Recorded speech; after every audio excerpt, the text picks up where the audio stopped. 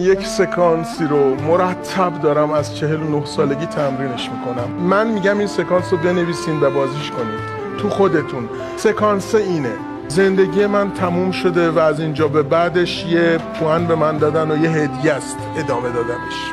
وای، قرار بود من تو 49 خداحافظی کنم، الان هستم. چه صبح قشنگی.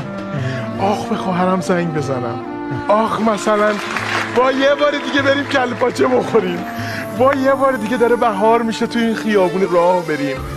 چقدر آدم میتونه شادتر از این باشه که هست. مردم راهش بلد نیستن، سال به سال نشستن میگن آقا عید بشه عید بگیرن، هر روز عید بگیرین، هر روز صبح عیده. چرا؟ برای اینکه یه روز دیگه به ما دادن، عمری دادن، و زمین و آسمان و درک و ادراک و چشم و گوش و اینا عیده.